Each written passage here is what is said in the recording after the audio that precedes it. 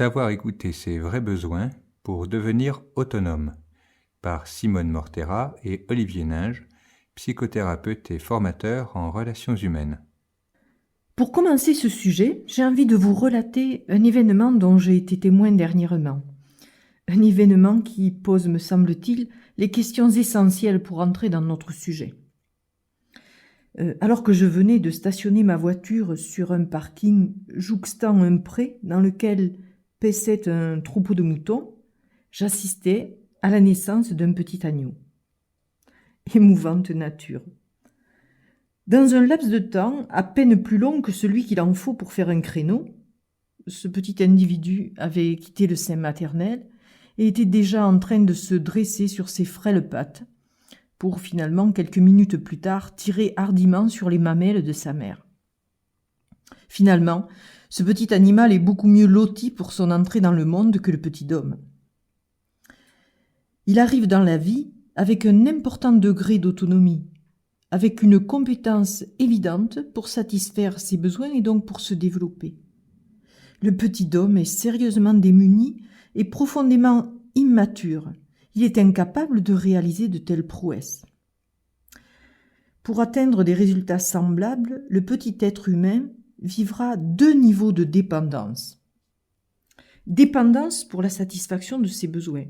Il est livré au bon vouloir et au bon sentiment de la mère, qui fera pour lui, qui fera à sa place, qui le nourrira, le mettra au chaud, le câlinera, etc. Dépendance heureuse si la maman devine bien les besoins réels du bébé. Mais dépendance douloureuse si la maman se méprend sur les besoins du bébé.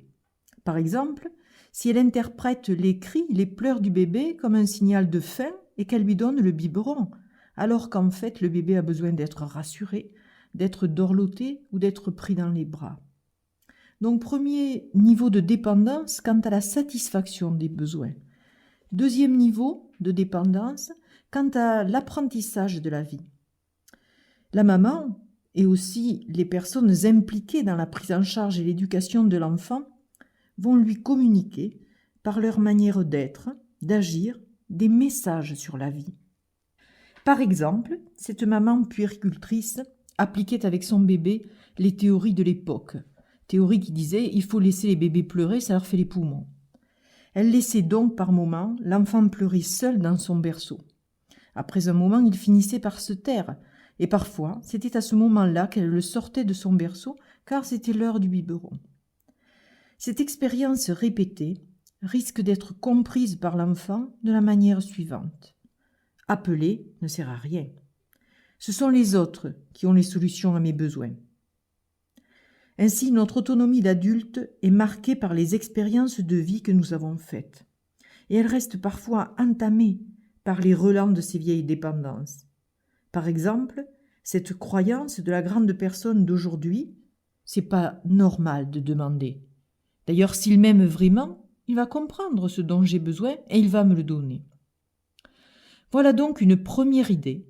Nous ne naissons pas autonomes. Nous ne pouvons que le devenir. C'est le résultat d'un processus de développement et d'apprentissage. Processus parfois très tôt marqué par des manques, des blessures qui risquent de ne pas être sans conséquences.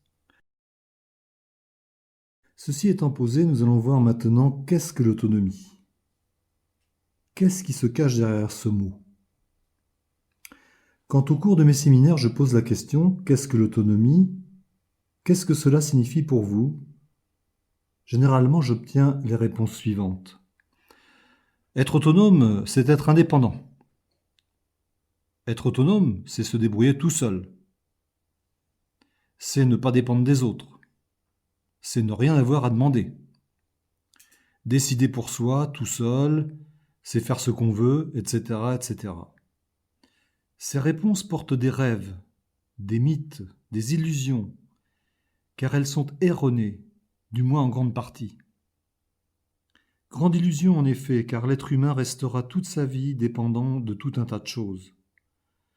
Dépendant de l'air qu'il respire, du temps qu'il fait, de son environnement, des attitudes de ses concitoyens, des lois du pays dans lequel il vit, etc. Par contre, il dispose d'une importante liberté, d'une liberté quasi absolue qu'il peut utiliser dans ses choix, ses décisions, ses valeurs. L'autonomie repose sur la capacité de la personne à faire des choix, à assumer ses propres décisions, à se sentir responsable de ses actes, à savoir se positionner par rapport à l'ordre social, à être cohérent avec ses valeurs, à repérer les règles et les lois qu'elle respecte tout en étant conscient du pourquoi elle les respecte. En fait, devenir adulte et autonome, ça ne se fait pas en un jour. L'autonomie est le résultat d'un processus d'évolution qui suppose prise de conscience de soi, de son positionnement dans le monde. Être autonome, c'est savoir vivre dans l'interdépendance, c'est en quelque sorte un moyen terme entre dépendance et indépendance. C'est vivre en relation, c'est trouver des solutions dans l'interdépendance, dans un rapport à soi et dans un rapport à l'autre. Nous espérons que vous avez apprécié cet aperçu. Pour continuer à écouter ce livre audio sur Google Play Livres, utilisez le lien dans la description de la vidéo.